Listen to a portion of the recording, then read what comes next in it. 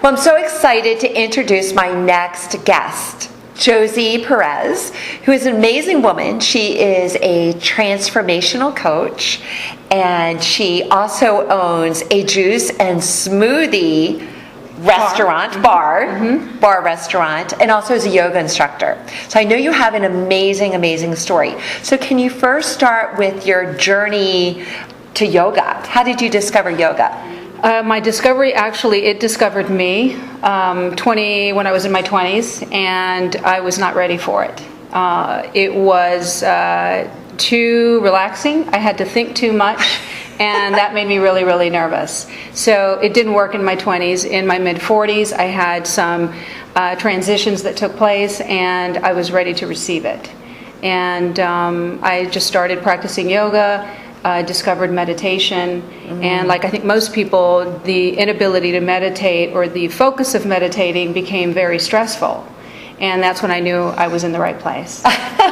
You're trying to overcome stress through meditation, and then find that the meditation itself actually brings on some stress, saying, oh my goodness, how do I do this? So for our listeners, do you have a technique or something that you could share to actually become more centered and connect to that part where it's, however it's defined as meditation? Yes, I do actually, and it did happen through practice. And two things come to mind. One is nature for me. Anytime I'm surrounded by nature, I really find that I become very inward and become very connected with myself. And just the ability to surrender, so that when a thought would come to my mind where it was maybe a laundry list of things that I had to do, I would just look at it, observe it, and kind of pull myself out of it and look at myself as a spectator of what was happening in my mind, so that I could separate the emotional part of that. So it's really looking at it as a spectator and being out in nature.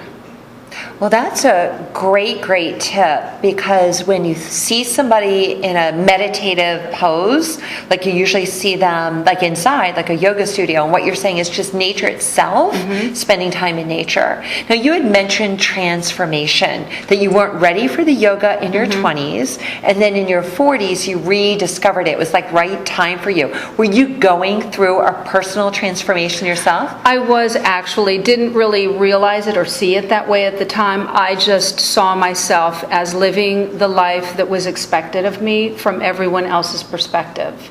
So I really saw myself as, I was in corporate banking. I had been in that profession for 20-some years, 25, 28 years.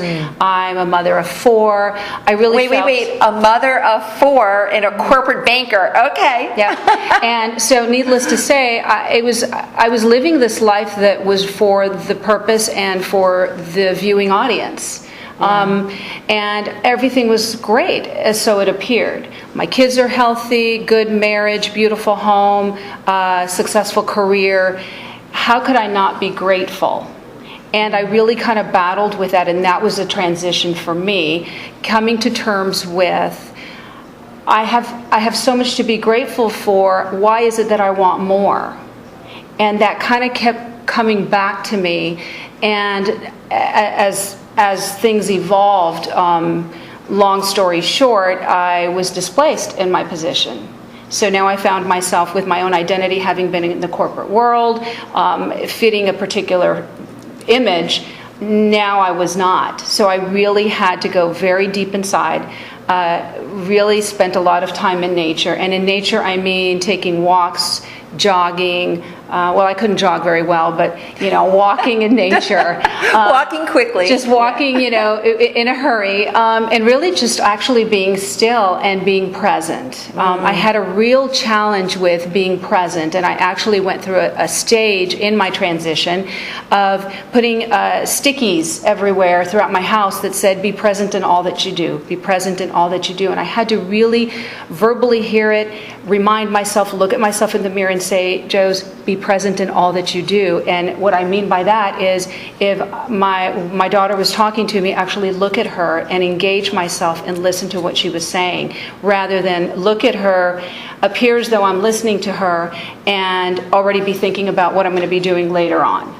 Okay, that's a really powerful thing that you just said, because we are so incredibly busy as a society, and then now you had this new awareness around being present, and you actually started to develop like your own formula, which is put the note stickums around the Post-it notes. Present in all that you do, and then part of the process is spending time outside in nature. And so what started to happen in your outer world? I went through another transition within the transition of really becoming very observant in everyone else's behavior.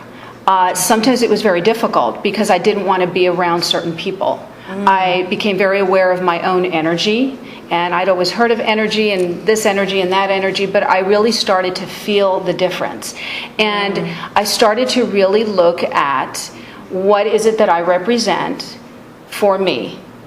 What am I teaching my children? They weighed very, very heavily on my heart. Really, that whole term of authenticity and living authentically kept coming up for me. And in just sitting and being present, I really had to be very truthful with myself and what it was that what message was I giving and sending out into the world. You know, as a mom,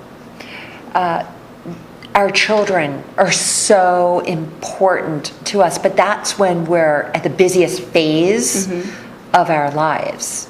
And so for you to have that greater awareness happening at the same time, is that one of the reasons why now as a transitional coach, you help women and mothers, women that are going through transition?